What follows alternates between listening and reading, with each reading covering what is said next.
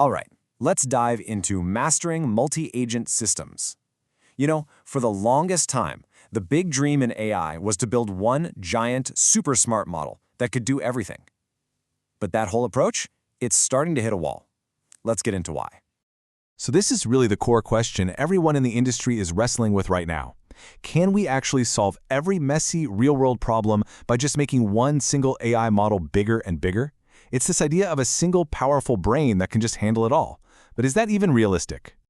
And it turns out, in the real world, the answer is a pretty resounding no. A single model, no matter how huge or well-trained it is, really starts to buckle under the weight of truly complex tasks. And that limitation is forcing everyone to think in a completely new way. So let's start right there with this idea, the limit of one. We're going to look at why that old bigger is always better philosophy is really starting to show some serious cracks when it comes to AI. This quote from the source material just hits the nail on the head. People tried everything. They threw mountains of data at their models, they stretched the context windows, they engineered these incredibly clever prompts. But for tasks with a lot of moving parts, it just wasn't cutting it. The single AI would get tripped up or just fail completely. So this brings us to a totally different way of thinking. Instead of one overworked genius trying to do everything, what if you had a team of specialists? And that's the core of this new approach, a team of agents. And you can really see the difference here. On the left, you've got the old way, one model trying to juggle a million things at once and just getting totally swamped. But on the right, you have the new way, a whole team of specialized agents, where each one handles its own little piece of the job. It's all about collaboration to make these huge, complicated tasks actually manageable. So what is a multi-agent system exactly? Well, the easiest way to think about it is like an expert team you'd find in any company. You've got your researcher, your writer, your editor, your fact-checker. Any one of them trying to write a big report alone would probably struggle, right? But when they work together, they can tackle a problem that's way too big for any single person. That's the idea. So how does this team of agents actually make life easier? Well, a few ways. First, you get parallel processing. Different agents can work on different parts of the problem all at the same time. Second, each agent brings its own specialized expertise to the table, so it's really good at its one job. And third, and this is a big one, you can have built-in validation. You can literally have an agent whose only job is to check the work of the other agents. It just creates a system that's so much more reliable. Okay, but this new approach isn't some magic bullet. This incredible power comes with its own brand new set of challenges. So let's talk about the trade-offs here. The amazing power you get versus the price you have to pay to get it. Let's start with the good stuff, the power. The potential here is absolutely massive. We're talking about unlocking capabilities that are just impossible with a single model. The ability to handle these really intricate, multi-step projects makes all the extra setup seem totally worth it. But here's the catch, and it's a big one.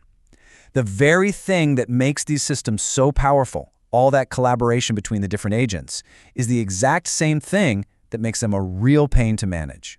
It's a total paradox. And that price you pay really comes down to three main challenges. First, context.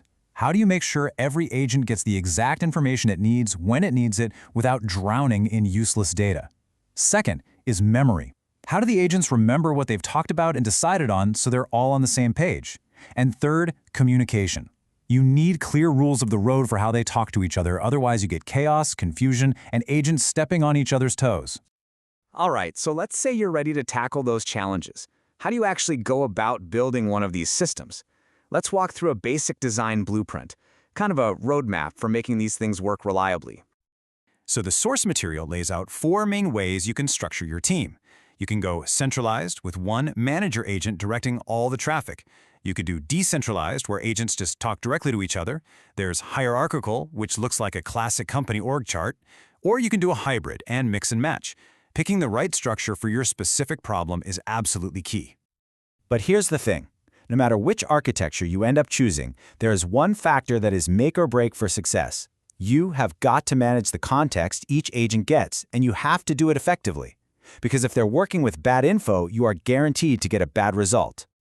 In fact, the source points out four super common ways this all goes wrong. 1, you give an agent way too much information, and it's just noise. 2, you give it old, outdated context, so it makes the wrong move. 3, you don't give it enough information to do its job. Or 4, you send it conflicting information from different places.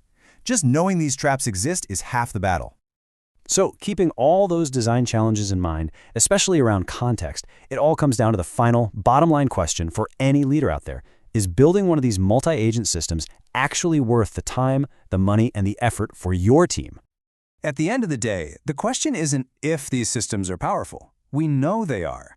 The real question is knowing when they're the right tool for the job.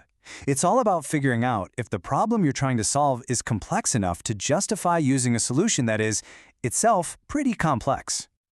And that's really the question I want to leave you with.